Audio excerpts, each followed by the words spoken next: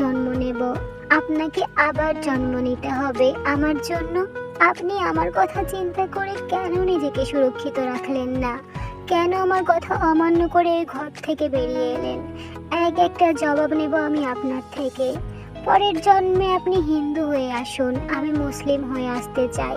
পৃথিবীকে দেখিয়ে দিতে চাই আমার ভালোবাসার দম কতটা।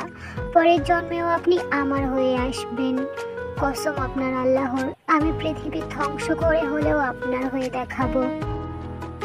জিউন সাহেব, তে কি হয়েছে? তে উঠে বসতে চায়, আয়ু ধরে বসায়। আয়ু কান্না করছে। সে যে চিৎকার করে কাউকে ডাকবে তার ভাষা খুঁজে পাচ্ছে না। তে উঠে চারিদিক ঘুরে ঘুরে দেখছে। আয়ু কান্না করছে। হুট করে তে আয়ুকে জড়িয়ে ধরে। আয়ুর কান্নার বেগ আরো বাড়ে, চিৎকার করে কান্না করে দেয়। সরি আয়ু, আমাকে মাফ করে দিস। জিমিন জাংকুকের রুমে বসেছিল। তোহা ঘুমিয়ে আছে। জিন দুপুরে রান্নার ব্যবস্থা করছে। জংসুক মিস্টার নামজনের সাথে অফিসে গেছে। আয়ুর কান্নার আওয়াজ শুনে মিসেস জিমিন ছুটে গেল। রুমে গিয়ে দেখলো তের বুকে মুখ গুজে আয়ু চিৎকার করে কান্না করছে। মিসেস জিন আর জিমিন এগিয়ে যায়। মিসেস জিন আলতো করে সে তের মাথায় হাত রাখে। চোখ পানিতে টইটুম্বুর হয়ে আছে। তে আয়ুকে নিজের থেকে ছাড়িয়ে শান্ত করতে লাগলো। মিসেস জিন তের মাথাটা নিজের বুকে চেপে ধরে নিঃশব্দে চোখের পানি ফেলছে। জিমিন কান্না করছে। তে অবাক, কি হয়েছে? এমন করছে কেন সবাই? মামুনি, কিছু হয়েছে? কান্না করছো কেন তোমরা? আমরা ভাবতেও পারিনি তুমি এত তাড়াতাড়ি সুস্থ হয়ে উঠবে তে। মানে? আর আমরা তো কাল রাতেই ওই বাংলোতে ছিলাম, তাই না? তাহলে এখানে এলাম কিভাবে? আর জিউন সাহেব কোথায়? তে, তুই 1.5 মাস কোমায় ছিলি। মানে? হ্যাঁ তে, তুমি 1.5 মাস কোমায় ছিলে। ডক্টররা বলেই দিয়েছিল 6 মাস 1 বছর না হলে 2 বছর তো লাগবেই জ্ঞান ফিরতে। কিন্তু সেখানে তো শুধু আমার মাথা ঘুরছিল, আর তেমন কিছু না। ডক্টর বলেছে তোমাদের মস্তিষ্কে চাপ পড়েছে, তাই এমনটা হয়েছে। আমাদের মানে কি? জাংকুক ভাইও কোমায় আছে তে। তে অবাক হয়ে সবার মুখের দিকে তাকিয়ে থাকলো। কিছুক্ষণ পর বেড থেকে নেমে হাঁটতে চাইলে পারে না, কারণ সে অনেক দুর্বল। আয়ু তেকে ধরে জাংকুকের রুমে নিয়ে আসে। তে আস্তে আস্তে এগিয়ে গিয়ে বসলো জাংকুকের কাছে। হাতটা আলতো করে ধরলো। চোখ পানিতে টইটুম্বর। আলতো করে ঠোঁট ছোঁয়ালো জাংকুকের হাতের পিঠে। জিউন সাহেব, আপনি আমার, পুরোটাই আমার। ভালোবাসি আপনাকে। উঠুন, আজকে আপনাকে উঠতে হবে।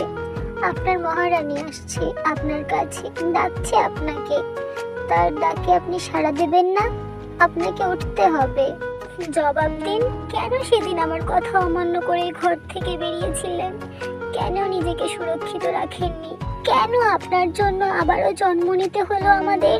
উঠুন জিউন সাহেব, আপনাকে ডাকছে আপনার মহারানী, যাকে আপনি কথা দিয়েছিলেন যে তার কথা আপনি কখনো অমান্য করবেন না। তবুও কেন অমান্য করে বেরিয়েছিলেন? উঠুন জিউন সাহেব, ডাকছি আমি আপনাকে, জবাব দিন। তের 1 ফোঁটা চোখের পানি পড়লো জাংকুকের হাতের পিঠে। সাথে সাথে জাংকুকের হাতটা নড়ে উঠলো। তে কান্নাজড়িত মুখে হাসি ফুটে উঠলো। উঠুন জিউন সাহেব। তে চঞ্চল হয়ে উঠলো। জাংকুকের হাত ধরে ঝাঁকাতে লাগলো। আয়ু, জিমিন সবাই অবাক এবং খুশি হয়ে তাড়াতাড়ি কল দিল মিস্টার নামজুন আর জংসুকের কাছে। কিম ফ্যামিলিকেও খবর দিল। সবাই খুশিতে সব ভুলে গিয়ে কাজ কাম ফেলে রেখে জিওন ম্যানশনের উদ্দেশ্যে বেরিয়ে পড়লো। জাংকুক কেমন জানি করছে, থরথর করে সারা শরীর কাঁপছে, কিন্তু জ্ঞান ফিরছে না। সবাই বেশ চিন্তায় পড়ে গেল। ডক্টর ডাকা হলো। ডক্টর চেক আপ করে বললেন ঘুমের মধ্যে বারবার আঘাত পাচ্ছে। কোনো কিছু ওনার মস্তিষ্কে খুব বাজেভাবে লেগে গিয়েছে, তাই এমন হচ্ছে। আপনারা নিশ্চিত থাকুন, জ্ঞান ফিরতে 4 থেকে 5 ঘন্টা লাগবে। তারপর ডক্টর তেকে চেক আপ করে চলে যায়। তে এখন রেস্টে থাকবে। সবাই অনেক উত্তেজিত। তে জাংকুকের রুমে তোহাকে কোলে নিয়ে বসে আছে। এমন সময় জিন এলো খাবার নিয়ে। তে খেতে চাইল না। সে চাই তার জিউন সাহেব উঠলে 2 জন একসাথে খাবে। মিসেস জিনও শুনলেন না। জোর করে তেকে 2 লোকমা খাওয়ালেন, কারণ ওষুধ খেতে হবে যে। তোহাকেও খাইয়ে চলে গেলেন। সারাটাক্ষণ 2 মামে মিলে জাংকুকের কাছে বসে রইল। সময়টা তখন সন্ধ্যার কাছে। জাংকুকের সারা শরীর ঝাঁকিয়ে দিয়ে উঠল। তে চমকে উঠল। তোহাকে কোল থেকে নামিয়ে জাংকুকের কাছে এগিয়ে গেল। জিউন সাহেব।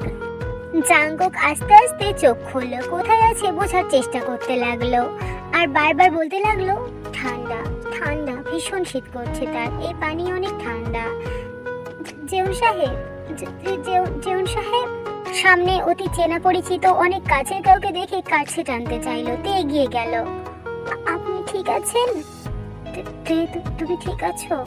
এটা বলে তেকে বুকের সাথে মিশিয়ে নিল। এমন সময় জিমিন এই রুমের দিকেই আসছিল। রুমের ভেতরে পা রেখে এমন একটা দৃশ্য দেখে থমকে যায়। তোহা কুটুর কুটুর চোখে তাকিয়ে আছে তেকুকের দিকে। জিমিন আস্তে করে রুমের ভেতরে গিয়ে তোহার মুখ চেপে তোহাকে কোলে তুলে নিয়ে দৌড়। মা, বাবা। কি হয়েছে জিমিন, এমন করছিস কেন? ড্রয়িং রুমে বসেছিল মিস্টার নামজুন, মিসেস জিন, সুবিন সাহেব, মিসেস ইয়নজুন, জিহোপ, নান্সি, আয়ু, জংসুক আর সুগা সবেমাত্র বাড়িতে প্রবেশ করলো। জিমিনের এমন হাবিয়ে কথা বলতে দেখে সবাই তার মুখের দিকে তাকিয়ে থাকলো। মা, দাভাই। জংসুক এগিয়ে গিয়ে তোহাকে কোলে নিল। কি হয়েছে দাভাইয়ের, তুই এমন হাঁপাচ্ছিস কেন? জিমিন জংসুকের একটা হাত ধরে টেনে নিয়ে যেতে যেতে বলল, তোমরা চলো, আমি বলতে পারছি না। সবাই এগিয়ে গেল তেকুকের রুমের দিকে। রুমে প্রবেশ করতেই দেখলো তে জাংকুকের বুকে মুখ গুজে কান্না করছে আর তাকে কথা শোনাচ্ছে যে সে কেন নিজেকে সুরক্ষিত রাখলো না। আমার ভুল হয়ে গেছে তে, আমার মহারানী, আমায় মাফ করে দাও। এই জীবনে এই ভুল আমি আর দ্বিতীয়বার করব না। দুজনের মান অভিমান শেষে এবার শুরু হলো মিসেস জিনের কান্নাকাটি। জাংকুক যখন শুনলো যে সে 1.5 মাস কমাইছিল, অবাকের চরম পর্যায়ে গিয়ে একটা মিনি হার্ট অ্যাটাক দেওয়া হয়ে গেছে। আজকে সবাই খুশি। শুনুন, আজকে কলেজে যাব না। কেন, শরীর খারাপ লাগছে নাকি? না, আজকে একটু ওই বাড়িতে নিয়ে চলুন না। বাড়ির কথা মনে পড়ছে? আচ্ছা, তুমি রেডি হয়ে নাও। ঠিক আছে। বেলা 11টার কাটা পেরিয়ে 12টা পড়লো। ইয়নজুন কিচেনে রান্না করছে। নার্সি ছিল, কিন্তু নিশান কান্না করছে বলে ড্রয়িং রুমে বসিয়ে তাকে খাওয়াচ্ছে। জিহোপ হসপিটালে, ছবিন সাহেব অফিসে। কলিং বেল বাজার শব্দে দিশো গিয়ে দরজা খুলে দিল। আপা তুই? না, তোর আপা না, ভূত আমি। আপা, তোরে আমি কত মিস করি। এই বলে তাকে জড়িয়ে ধরলো জিসো। এখান থেকে কথা বলে তাড়িয়ে দিবি নাকি ভেতরে আসতে দিবি? জিসো, কে এসেছে? খুন্তি হাতে কিচেন থেকে বেরিয়ে দরজার সামনে তেকুক আর তোহাকে দাঁড়িয়ে থাকতে দেখে উনিও চমকে গেলেন।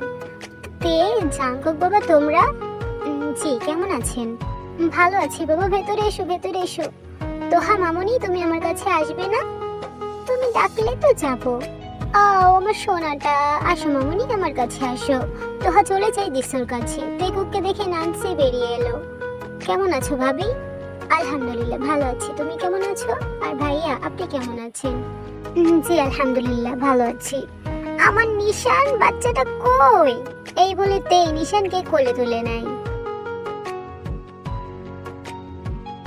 সবাই বিকালে ড্রয়িং রুমে বসে গল্প করছে। এমন সময় তেকুক সিঁড়ি দিয়ে নেমে আসলো। জেকের কোলে নদী। তে জাংকুকের কাছে এগিয়ে এলো। শুনুন, ওরা কখন আসবে বলেছে? কিছুক্ষণের মধ্যে। ও। তেকুক এগিয়ে গিয়ে সোফায় বসলো। ইয়নজুন উঠে গেল কিচেনের দিকে। সবাই বসে গল্প করছে। এমন সময় কলিং বেলটা বেজে উঠলো। আমি গিয়ে দেখছি। তে উঠে গিয়ে দরজা খুলে দিল। জিমিন জংসুক ভেতরে ঢুকে গেল, কারণ বাইরে প্রচন্ড বৃষ্টি হচ্ছে। বৌমনি, এত তোড়জোড় করে ডাক দিলে কেন? পুরো ভিজে গেছেন ভাইয়া। অনেক বৃষ্টি হচ্ছে, গাড়ি থেকে নেমে এতটুকু আসতেই পারিনি, পুরো ভিজে গেলাম। রুমে আসুন, ফ্রেশ হয়ে নিন। জংসুক জিমিন ফ্রেশ হয়ে এসে বসলো। সবাই হালকা করে বিকালের নাস্তা করে নিল। আমি সবাইকে একটা কথা বলতে চাই। সবাই তের মুখের দিকে হাঁ করে তাকিয়ে আছে। আমি চাই আয়ু, জংসুক ভাইয়া, জিমিন আর সুগা ভাইয়ার বিয়েটা তাড়াতাড়ি হয়ে যাক। তের এই কথা শুনে সবাই তের দিকে বোকার মতো তাকিয়ে রইল। কিন্তু তে, তুমি হঠাৎ ওদের বিয়ে নিয়ে পড়লে কেন? কারণ না থাকলে কোনো বিষয় নিয়ে তে কথা বলে না জেউন সাহেব। কারণটা বলো।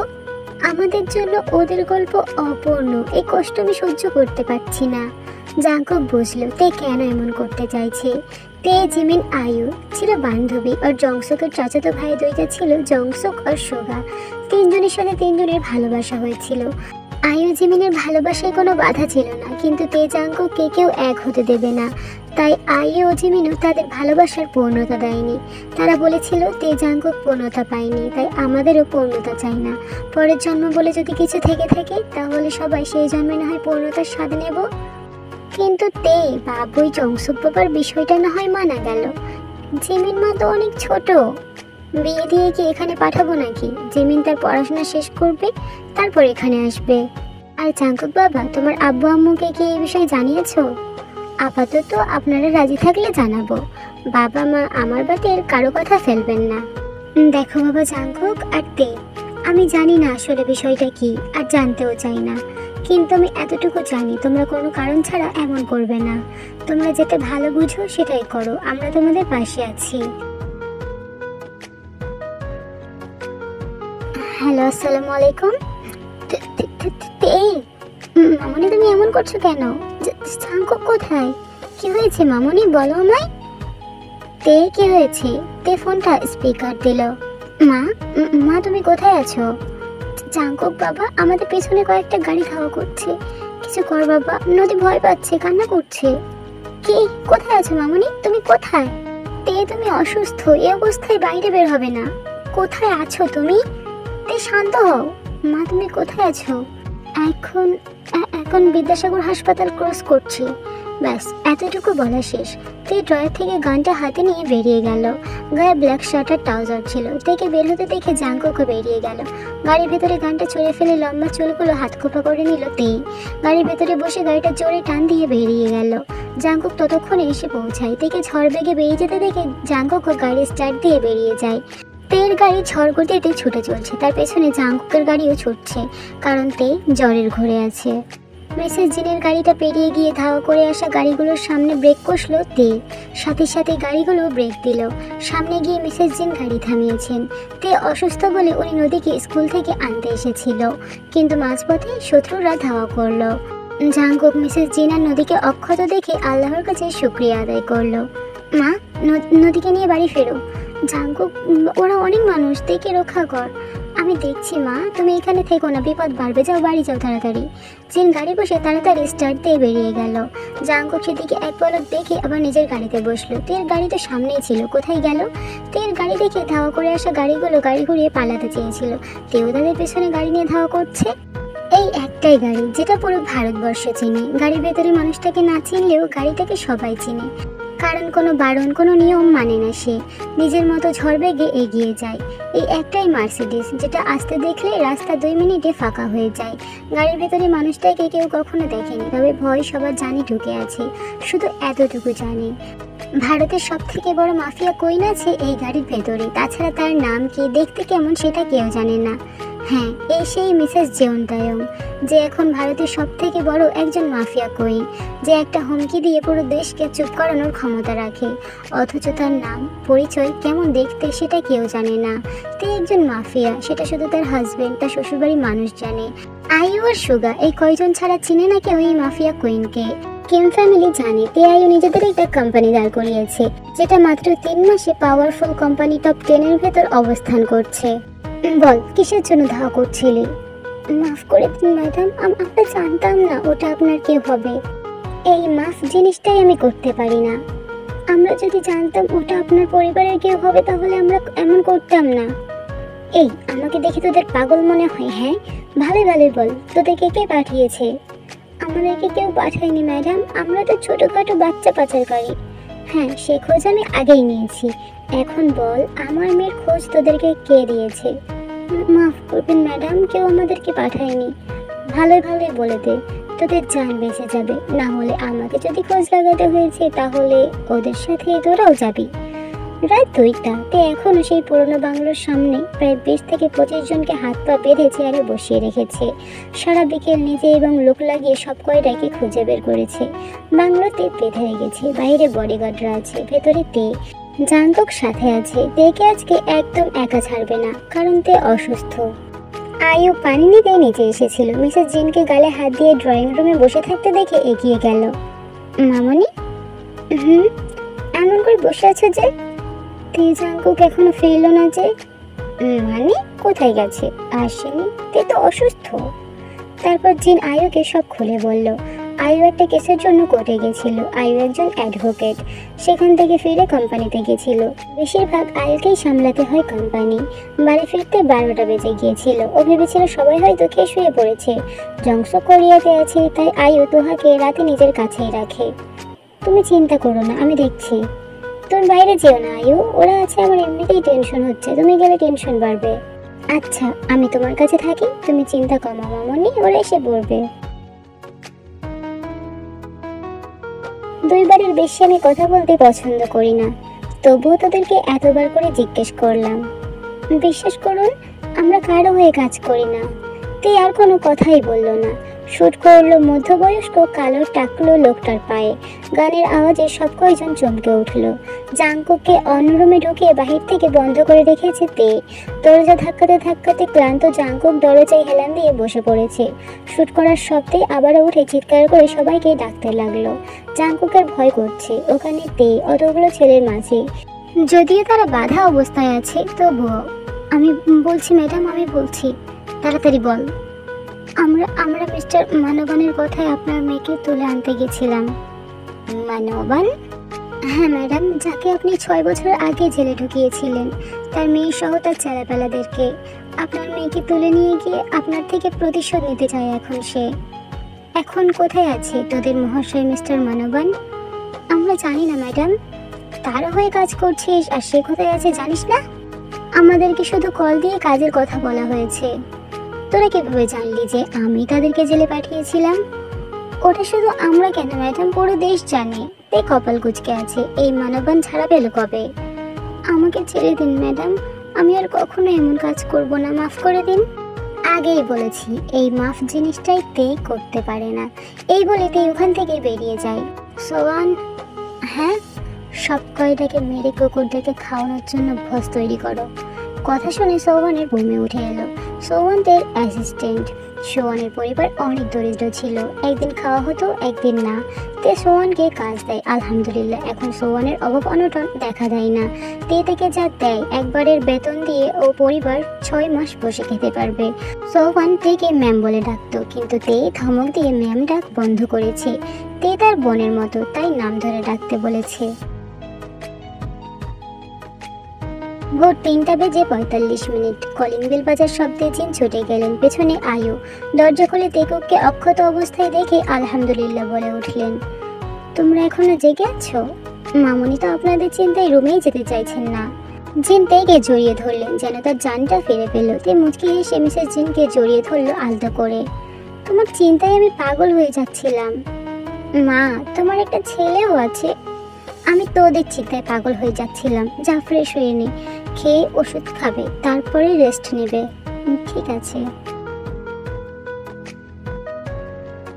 তে এত সকাল সকাল উঠেছো, কোথায় যাচ্ছ? জরুরি মিটিং আছে মামনি। নাস্তা করে যাও। সময় নেই, আমি আসছি। এই মেয়েটা কখনো ভালো হবে না। সকাল 9টার সময় কার মিটিং থাকে? তে যেহেতু অফিসে যাবে তাই অন্য গাড়ি নিয়ে বের হয়। অফিসে পৌঁছে এক প্রকার দৌড়ে ভেতরে ঢোকে। তে আসতে। ভাইয়া লেট হয়ে গেল নাকি? না না, দেরি হয়নি। কোন জরুরি তল্লবে এত সকাল সকাল ডাক সেটা বল। মিস্টার মানবান ছাড়া পেল কিভাবে? কিভাবে জানলি? তুমি আগে বলো, ছাড়া পেল কিভাবে? তে আমি সিআইডি অফিসার, জেলের বাহিরে বসে আসামিদেরকে পাহারা দিই না। আমি তো 6 বছর আগে ওকে যখন জেলে নিয়ে যাওয়া হয় সেই সময় গিয়েছিলাম, তারপর আর যাইনি। ভাইয়া মানবান তোহার পেছনে পড়েছে। হোয়াট? হ্যাঁ, কাল তো মামুনির গাড়ি অনুসরণ করছিল। তে শান্ত হ, অদৃশ্যভাবে তোহার জন্য বডিগার্ড রাখ। একটা কাকপক্ষীও যেন না জানে এই বিষয়ে। সে তো আমি করবই। তুমি জানার চেষ্টা করো মানবান পালালো কিভাবে। ওকে, তুই এখন কোথায় যাবি? কোথাও না, এখানেই থাকবো। আয়ু? আমি তো কোম্পানির কোনো কাজে হাত রাখি না, সব আয়ু করে। কয়েকদিন যাবৎ একটা কেস নিয়ে অনেক দৌড়াদৌড়ি করেছে, আবার অফিস সামলেছে। আমি অসুস্থ থাকাই, তাই আপাতত একটু রেস্ট নিক, আমি সামলে নেব। আচ্ছা, জেমিন আজকে মনে হয় বাসায় ফিরবে কলেজ থেকে। তোমাকে বলেছে? কয়েকদিন আগে কথা হয়েছিল। আমিও বিজি থাকি আর জেমিনও পড়াশোনায় বিজি থাকে। ওহ ঠিক আছে, আর তো মাত্র 1টা বছর। তোমার বউ ডাক্তার হয়ে তোমার কাছেই চলে যাবে, মন খারাপ করো না। হ্যাঁ, ডাক্তার হয়ে এসে আমার উপর ডাক্তারি করবে। সুগার কথা শুনে তেই হেসে দিল। আচ্ছা ঠিক আছে, আমি তাহলে আসি। আমাকে আজ মুম্বাই যেতে হবে। সাবধানে যেও। আল্লাহ হাফেজ। আল্লাহ হাফেজ। বেশ কিছুদিন কেটে যায়। আজকে একটা অনেক গুরুত্বপূর্ণ মিটিং আছে অফিসে। অনেক দেরি করে ফেলেছে তে। তাড়াতাড়ি হেঁটে অফিসের ভেতরে গেলে সবাই উঠে দাঁড়িয়ে তেকে সালাম দেয়। তে লক্ষ্য করলো সবাই কেমন করে জানি ওর দিকে তাকিয়ে আছে। তে থমকে যায়, নিজের দিকে তাকিয়ে দেখে না, ওর ড্রেস আপ তো ঠিক আছে, চুলগুলো খোপা করাই আছে, সব তো ঠিকঠাক, তাহলে এমনভাবে সবাই তাকিয়ে আছে কেন? আজব। তে বিরক্ত হলো, পাত্তা না দিয়ে এগিয়ে গেল মিটিং রুমে। প্রায় টানা 3 ঘন্টা পরে মিটিং শেষ হলো। তে নিজের কেবিনে গিয়ে নিজের প্রাইভেট রুমে গেল। ফ্রেশ হয়ে একটু বেডে গায়ে এলিয়ে দিল। হুট করে ফোনটা বেজে উঠল। আসসালামু আলাইকুম। ওয়ালাইকুম আসসালাম। কি করেন? ব্রেক টাইম চলছে, কেবিনে বসে আছি। কিছু খেয়েছেন? না খাইনি। তুমি সকালে না খেয়ে বের হয়েছো। কিছু কি খেয়েছো? কয়টা শেষ হয়েছে মিটিং? হায় আল্লাহ, এবার কি হবে? এখন যদি বলে যে না খাইনি, তুমুল ঝড় বয়ে যাবে এদের উপর থেকে। মিথ্যাটাও তো গুছিয়ে বলতে পারে না। হ্যাঁ হ্যাঁ খেয়েছি। আপনি কিছু খেয়ে নেবেন আর সাবধানে বাড়ি ফিরবেন। আমি অনেক ক্লান্ত, একটু রেস্ট নিই। রাখছি, আল্লাহ হাফেজ। জাঙ্কুকে কোনো কথা বলার সুযোগ না দিয়ে তাই কলটা কেটে দেয়। জাঙ্কুক বোকার মতো কিছুক্ষণ ফোনের দিকে তাকিয়ে থাকে। পরে বুঝলো এই মেয়ে খায়নি, তাই কলটা মুখের ওপর ঠাস করে কেটে দিল।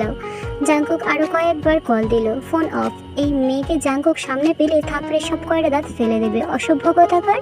কিন্তু আফসোস, জাঙ্কুক এই মেয়ের সামনে গেলে কথাই বলতে পারে না, সব গুলিয়ে গ হয়ে যায়। মাম্মা, মাম্মা। তে বসে ল্যাপটপে কাজ করছিল। হুট করে তোহার গলার আওয়াজ পেয়ে চমকে গেল। হাতে থাকা ঘড়িটার দিকে তাকালো। 2টা বেজে 30 মিনিট। তোহার ছুটি হয়েছে আরো 30 মিনিট আগে, যখন তে মিটিং শেষ করেছে। রুম থেকে বেরিয়ে দেখে তোহা স্কুল গেটআপে আছে। দৌড়ে এসে তেকে জড়িয়ে ধরে। কার সাথে এসেছো মাম্মা? মামুনির সাথে এসেছি। মামুনি কোথায়? গাড়ি পার্ক করে আসছে। তে তোহাকে কোলে তুলে নেয়। তোহা চটপট করে চুমু খাইতে এর গালে। অনেক মিস করছিলাম তোমাকে। তে তোহার কপালে চুমু খেয়ে বলে, মিস ইউ টু মাম্মা। কিছু খেয়েছো?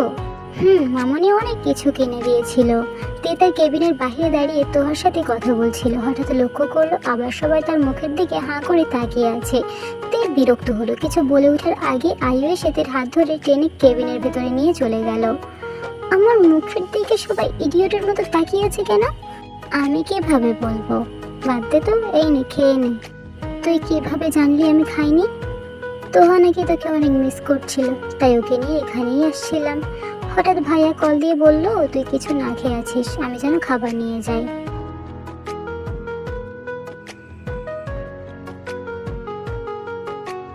সময়টা তখন বিকাল 5টা বেজে 22 মিনিট। আয়ু প্রজেক্ট বিষয়ে মিটিং রুমে আছে। তে তোহাকে নিয়ে প্রাইভেট রুমে বসে আছে। তে তে আপনি এখানে? তোহা এখানে আছে আর তুমিও, তাই ভাবলাম একসাথে বাড়ি ফিরবো। ও আচ্ছা। পাপা মামুনিও আছে। জানি। মামুনিকে নিয়ে যাবে না? না, আজকে তোমার মামুনির জন্য সারপ্রাইজ আছে। সারপ্রাইজ? কিসের সারপ্রাইজ? বলা যাবে না। পাপা বলো প্লিজ, আমি শুনতে চাই। তুমি তোমার মামুনিকে বলে দেবে, তাই তোমাকে বলা যাবে না। বলবো না, পাক্কা প্রমিস। সত্যি তো? বলো। আজকে তোমার সুখ পাপা আসবে। সত্যি? কাউকে বলতে পারবে না, প্রমিস করেছো? কিন্তু মাম্মা তো শুনে ফেলেছে। মাম্মা তো মামুনিকে বলে দেবে। না, বলবে না। বলবে না তো মাম্মা? না, বলবো না। কিন্তু পাপা, সুখ পাপা কোথায় আসবে? নদী, তুমি অনেক প্রশ্ন করো মা। বলো না। এখানে আসবে তোমার মামুনিকে সারপ্রাইজ দিতে। তোহা দুজনের হাত ধরে টেনে নিয়ে যেতে যেতে বলে, তাহলে দেরি কিসে, চলো আমরা পালাই এখান থেকে।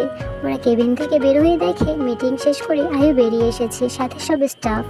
আবার সেই একই জিনিস, সবাই হাঁ করে তের মুখের দিকে তাকিয়ে আছে। এবার সহ্যের সীমা পেরিয়ে তে চিৎকার করে উঠল, আমার মুখে কি রয়েছে? সবাই ইডিয়টের মতো তাকিয়ে আছেন কেন? তে চিৎকারে সব থমকে যায়। সকাল থেকে দেখছি সবাই আমার মুখের দিকে হাঁ করে তাকিয়ে আছেন কেন? আমাকে দেখে সং মনে হচ্ছে আপনাদের? তে শান্ত হ। জাঙ্কুক তেকে উপর থেকে নিচ পর্যন্ত পরখ করে বলল, মেবি তোমার চোখ দেখছে। চোখ দেখছে? হ্যাঁ হতে পারে। তে তো কখনো স্টাফদের সামনে সানগ্লাস খোলেনি। আজকে টেবিলের উপরে সানগ্লাসটা রেখেই চলে এসেছে তাড়াহুড়োয়। সবাই মাথা নাড়লো। হ্যাঁ, তের চোখ দেখছে তারা। জাঙ্কুকের খুব হাসি পাচ্ছে, আবার রাগও হচ্ছে। তার মায়াবতীর চোখ শুধু সে একা দেখবে, অন্য কেউ কেন দেখবে? তে নিজের চোখে হাত রাখলো। আসলে সে কখনো অফিসের চোখ থেকে সানগ্লাস খুলেনি। জাঙ্কুকের চোখ থেকে সানগ্লাসটা কেড়ে নিয়ে নিজে পরে নিল, তারপর বড় বড় পা ফেলে বেরিয়ে গেল।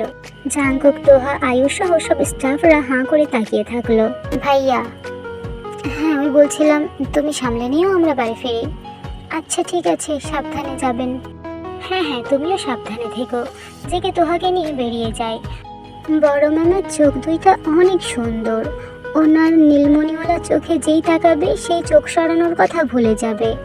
আয়ু মুচকি হাসলো। সবাই সবার কাজে মনোযোগ দাও। গাড়ি চলছে আপন গতিতে। তোহা পেছনে এত এত খাবার নিয়ে বসেছে। ফ্রন্ট সিটে বসে আছে। জাঙ্কুক ড্রাইভ করছে। তে, জি, কোনো কিছু নিয়ে আপসেট আছো? না, তেমন কোনো বিষয় না। ও আচ্ছা। জাঙ্কুক গাড়ি থামায়। নিজে নেমে তের দিকে দরজা খুলে তেকেও নামায়। কোথায় যাবেন? চলো তো নদী, তুমি বসো, আমরা আসছি। আচ্ছা যাও, সময় কাটিয়ে আসো, কিন্তু মাত্র আধা ঘন্টা দিলাম। তেকুক মুচকি হাসলো। তে শরীরে long baby pink shirt and black pant, mask, cap, sunglass দিয়ে নিজেকে কভার করে নিল। মলের ভেতরে ঢুকলো দুইজন। এখানে এলেন যে? ঝালমুড়ি বিক্রি করব তাই। জাঙ্কুক শাড়ি দেখছে। এটা দেখে তে বলে, আপনি শাড়ি দেখছেন কেন? একজনকে গিফট করব, পছন্দ করে দাও তো। মুখ দেখছো কেন? পছন্দ করো। কে সেই মেয়ে? আমার বান্ধবী, অনেক ভালো একটা মেয়ে। শাড়ি পরলে অনেক সুন্দরী লাগে, তাই গিফট করছি, যাতে পরলে দেখতে পাই। কিনেন আপনি শাড়ি, আমি গেলাম বাড়ি। আরে আরে শোনো তো, থাকেন এখানে আজকে। বাড়িতে ঢুকতে কে দেয় আমিও দেখবো, আর বান্ধবীর জন্য শাড়ি কেনা ঘুঁচিয়ে দেবো। তে হন করে চলে যায়, আবার ফিরে আসে। গাড়ি চাবি দিন। জাঙ্কুক তেকে টেনে একদম নিজের কাছে আনে। দুই হাত নিজের হাতের মুঠোয় করে ধরে বলে, আঙ্কেল শাড়ি দেখান, সিম্পল শাড়ি দেখাবেন, যেগুলো পরে সারাদিন আমার সামনে তিরিং বিরিং করে লাফাতে পারবে। তে শান্ত হয়ে যায়। জাঙ্কুক তেকে কিছু জিজ্ঞেস না করে নিজের মন মতো শাড়ি কিনতে থাকে। হঠাৎ তের চোখ পড়ে একটা দম্পতির দিকে, যাদের সাথে একটা বাচ্চা 7 থেকে 8 বছরের, আর একটা বাচ্চা কোলে। এইটাই জাঙ্কুকের শখ। তে বলে দিয়েছিল সে কখনো বাচ্চা নেবে না, কারণ সে ভয় পায় তার জন্য তোহা কষ্ট পেলে তে নিজেকে ক্ষমা করতে পারবে না। কিন্তু জাঙ্কুক চাই তারা তের একটা একান্তই নিজেদের বাচ্চা থাকুক। নদী কেন কষ্ট পাবে? তাকে কি কখনো জাঙ্কুক অবহেলা করেছে নাকি? নিজের সন্তান না সেটা জেনেও জাঙ্কুক ভালোবেসেছে, আগলে রেখেছে। নদীকে ছাড়া একটা রাতও ঘুম হতো না। নিজের বাচ্চার মতো করে বড় করেছে। তবুও সে তের কাছে একটা বাচ্চা চায়। সে চায় তার রক্ত তের গর্ভে আসুক। আজ থেকে 5 বছর আগে এই কথা নিয়ে তেগুকের একটু রাগারাগি হয়েছিল। পরবর্তীতে তেই মেনে নেয়, কিন্তু তে এখন বাচ্চা নেবে না, যেহেতু এখন তারা ফিজিক্যাল হয়নি, কারণ তোহা অনেক ছোট ছিল। আর তেগুকের মাঝে থেকে ঘুমাতে পছন্দ করত। পড়াশোনা শেষ করে তেয়ায়ু পাড়ি দেয় লন্ডন। তাদের স্বপ্ন পূরণ করতে হবে যে। তোহা তো তের শূন্যতায় বারংবার অসুস্থ হয়ে পড়েছে, কিন্তু কিছু করার নেই। মনকে শক্ত রেখে চুপ করে মেনে নিয়েছে তেগুক। জাঙ্কুক মাঝে মাঝে তোহাকে নিয়ে লন্ডনে যেত তেয়ায়ুর সাথে দেখা করতে। সেখান থেকে তোহাকে ফিরিয়ে আনা অনেক কষ্টকর হয়ে উঠত। তবুও পরের বার তোহা জেদের কাছে হার মেনে আবার যেতে হতো লন্ডন। জংসুক সুগাও গেছে কয়েকবার। তারপর এমন করে কেটে গেছে 5টা বছর। তেয়ায়ু ফিরেছে 5 মাস। এই 5 মাসেই তে পুরো ভারতবর্ষকে নিজের হাতের মুঠোয় নিয়ে এসেছে। তাকে দেখে শুধু ভারতবর্ষ নয়, লন্ডনের মানুষেরাও মিসেস জিওন তেয়ং নাম শুনলেই ভয় থরথর করে কাঁপে। ভারতবর্ষে পা রাখা মাত্র তের একটা উদ্দেশ্য ছিল, একটা কোম্পানি খোলার। মাত্র 3 মাসে তেয়ায়ু তাদের company most powerful company top 10-এর ভেতরে নিয়ে গিয়ে দাঁড় করিয়েছে। তারপর তে প্রায় অনেক বেশি অসুস্থ হয়ে পড়ে। ভালো হতে 15 দিন তো লেগেই যায়। সুস্থ হওয়ার পর কাজের চাপে জাঙ্কুককে সময় দেওয়ার কথা ভুলেই গিয়েছে। তের এখন অনেক খারাপ লাগছে। সে কিনা মানুষটার অধিকার হকটুকু গত 6 বছর তাকে দিতে পারেনি, তবুও মানুষটা তার প্রতি কোনো রকম কোনো চাপ সৃষ্টি করেনি। তে ঠিক করলো আজকে জাঙ্কুকের অধিকার তাকে দিয়ে দেবে। আজকে না দিয়ে দিতে পারলে হয়তো কখনো দেওয়া হবে না। তে, ওই তে। হ্যাঁ বলুন। কোথায় ডুবে গেলে? ভেসে উঠেছি। নেন বলুন এখন। চলো বাড়ি ফিরবো।